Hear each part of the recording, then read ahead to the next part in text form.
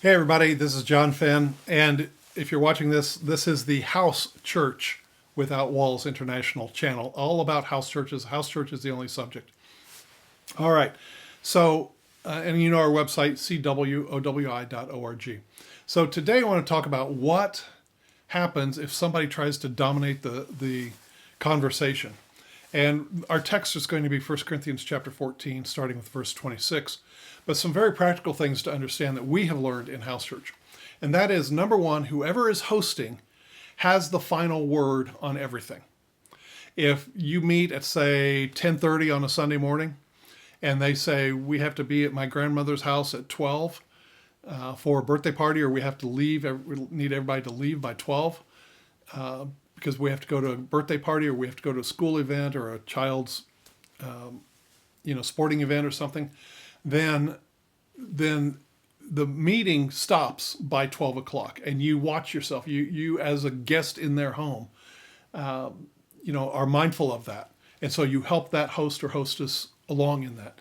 Also, in terms of disputes and things like that nature, we had a situation early on where a couple was hosting, and there was in the worship part of it, there somebody the hostess actually had a tongue, and she said, I don't really have the interpretation, so let's just wait before the Lord, see who's got that interpretation. So they did, but as soon as silence fell on the church that day, then a young lady who was newer and didn't really know the things of the Spirit spoke up, and she said, I'm supposed to read Isaiah, and it was like 54. And so the hostess said, well, that's not really the interpretation that we're looking for, but if you want to, go ahead. So the woman read all of Isaiah 54, the whole chapter, all the way through. And so the hostess said, okay, let's get back, let's get before the Lord, let's pray and see if somebody has that interpretation. And as soon as she did, the lady spoke up, said, I'm supposed to read Isaiah 55. And the hostess rightly said, no, we're waiting for the Lord for the interpretation. And so let's lay that aside, just if you could wait until later on that. And the young lady she's got huffy. I know, I'm supposed to give this. I'm supposed to read this. And the hostess rightly then turned to everybody else in her house. And she said, I don't feel it's right. I think we need to wait before the Lord for the interpretation. What do you all feel? Unanimous. Everybody else said unanimous. She should not be reading. We need to wait before the Lord for the tongue's interpretation. So the woman got angry and left immediately. She got angry because she was not allowed to read Isaiah 55, that second chapter. She even wrote a certified letter and everything else, and just we never saw her again. Another example is if somebody has a pet doctrine, a favorite doctrine. Maybe they believe the earth is flat. Maybe they believe there's lizard-eyed, serpent-eyed people wandering around, and talk about great conspiracies, and their minds and their thoughts are out there. And no matter where the subject goes in the house church, they end up inserting whatever their favorite topic is. It could be hyper grace. They could be in there and they say, well, I don't believe there's any such thing as sin. I mean, you could be talking about any other thing. This person will find a way to get their favorite topic, the hot topic of the day that's on their heart, into a conversation. They've never learned how to be a conversationalist. They've never learned how to submit to somebody else's agenda, if you will, or schedule, like the host or the hostess or whoever's leading that day might have been directed to share about what's going on in their lives. And then this person comes in and says, I want, they are somehow able to insert their favorite doctrine. What do you do?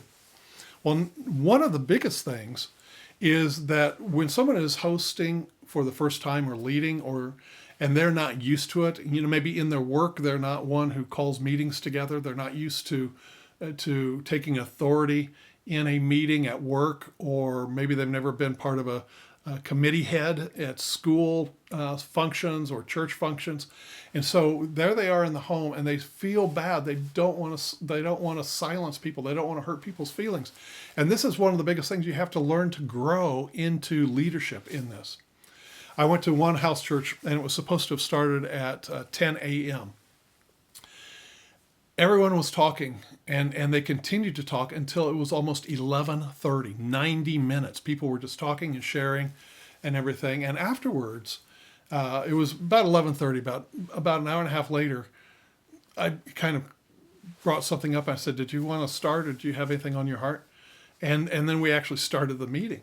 And in talking to the host afterwards, it was they had never led a group of people. And they said, I feel bad interrupting the conversations. It's so rich. It's so wonderful.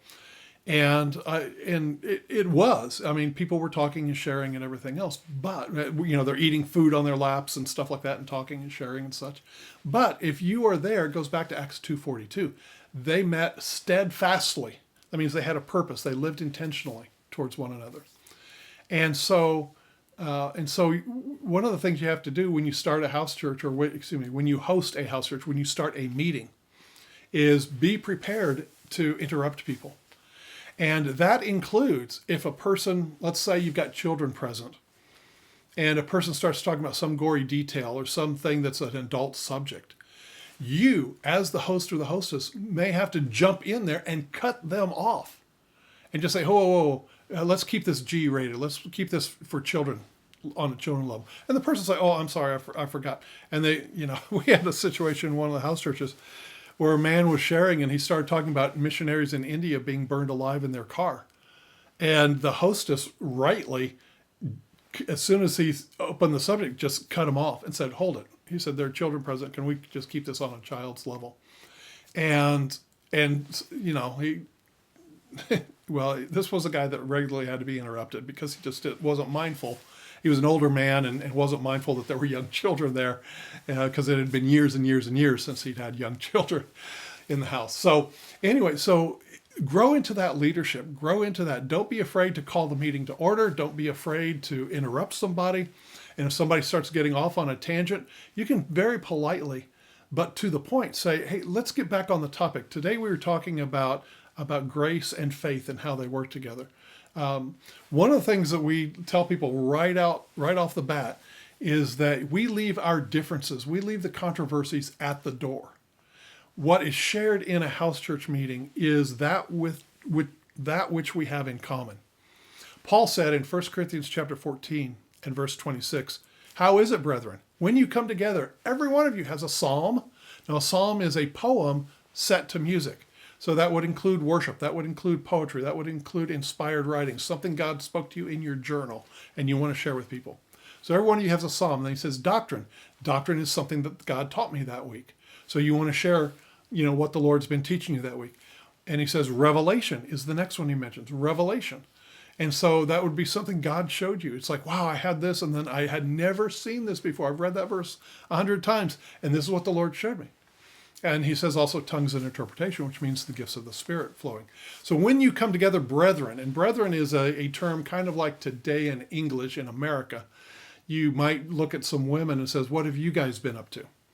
Now, you use the word guys, but you're referring to everybody there, men and women. And so brethren was a word like that. It was inclusive. And we know that because he later instructed wives to ask their husbands at home if it was going to cause confusion. Because this was the first time that their wives had ever been sitting with their husbands in a meeting. And so he just told them, for the sake of confusion, you could ask at home. So enough of this subject right now. I'm going to get into 1 Corinthians 26 in the next one. But I want you to know that if you're leading a meeting, don't be afraid to step in there and say, okay, let's start, everybody. Just interrupt everybody's talking and sharing. You can gauge the crowd. You can read the crowd. They're done with their food if you've eaten beforehand, or they come in and everyone shared what they wanted to share. And you can feel that, like, let's get started, that comes from the whole group that's assembled there.